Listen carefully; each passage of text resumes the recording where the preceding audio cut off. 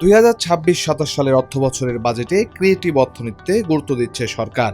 মেধা, সৃজনশীলতা, সাংস্কৃতিক ঐতিহ্য ও বুদ্ধিভিত্তিক সম্পদকে কাজে লাগিয়ে অর্থনৈতিকভাবে সমৃদ্ধি ও নতুন কর্মসংস্থান সৃষ্টির বিষয়টিকে গুরুত্ব দেওয়া হয়েছে বাজেটে, যেখানে বলা হয়েছে বিশাল সৃজনশীল খাতগুলোকে অর্থনীতির মূলধারায় নিয়ে এসে দেশের জিডিপিতে এর অবদান 1.5% উন্নীত করা হবে।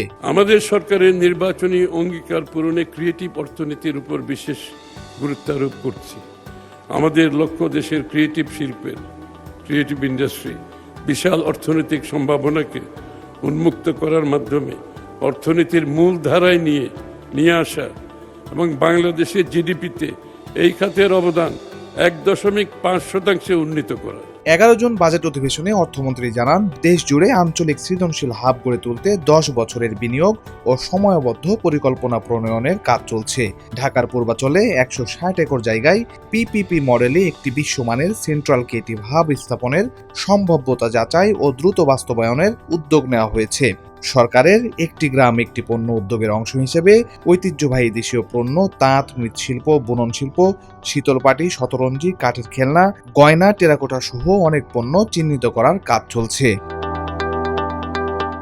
দেশীয় ডিজাইনারদের নিয়ে একটি ন্যাশনাল পোল অব ডিজাইনার্স গঠন এবং বিভিন্ন বিশ্ববিদ্যালয় ও কলেজে ইনোভেশন হাব চালুর পরিকল্পনা নেওয়া হয়েছে। বিসিকের নকশা কেন্দ্রকে আন্তর্জাতিক মানের করতে প্রকল্প গ্রহণ করা হয়েছে। ঐতিহ্যবাহী স্থাপনা পুনরুদ্ধার করে আন্তর্জাতিক উৎসব আয়োজনের জন্য 2টি পাইলট প্রকল্প এবং মাসভিত্তিক ও থিম ভিত্তিক জাতীয় ও আঞ্চলিক সাংস্কৃতিক ক্যালেন্ডার প্রস্তুতের উদ্যোগ নেওয়া হয়েছে। পর্যটকদের আন্তর্জাতিক মানের সেবা দিতে বিশেষায়িত ট্রেনিং ইনস্টিটিউট স্থাপন, রন্ধন শিল্পের জন্য ইন্টারন্যাশনাল হসপিটালিটি বেঞ্চমার্ক নির্ধারণ এবং একটি পর্যটন মহাপরিকল্পনা দ্রুত চূড়ান্ত করার কাজ চলছে। আন্তর্জাতিক বাজারে দেশের সম্ভাবনা তুলে ধরতে ক্রিয়েটেড ইন বাংলাদেশ নামের জাতীয় ব্র্যান্ড চালুর উদ্যোগ এবং ওটিটি ও চলচ্চিত্রের জন্য আন্তর্জাতিক মানের কারিগরি স্টুডিও তৈরির কাজ হাতে নেওয়া হয়েছে। খেলাধুলাকে পেশা হিসেবে প্রতিষ্ঠা করার লক্ষ্যে ইতোমধ্যে 300 জন ক্রীড়াবিদকে ক্রীড়া ভাতা প্রদান করা হচ্ছে।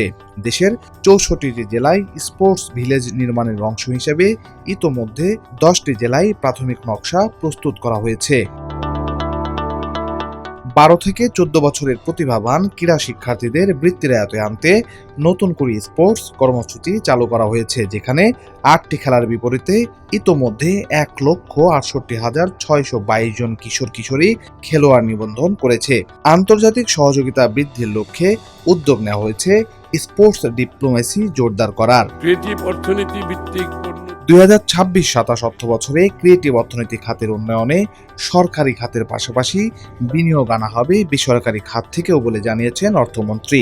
ক্রীড়া খাতের উন্নয়ন এবং বিশেষ করে নতুন করে স্পোর্টস কর্মসূচির জন্য আগামী 2026-27 অর্থ বছরে আরও 200 কোটি টাকা বরাদ্দের প্রস্তাব করা হয়েছে বলেও জানান তিনি। আমি আগামী 2026-27 অর্থ বছরে ক্রিয়েটিভ অর্থনীতি খাতের উন্নয়নে প্রাথমিকভাবে 300 কোটি টাকা বরাদ্দের প্রস্তাব করছি।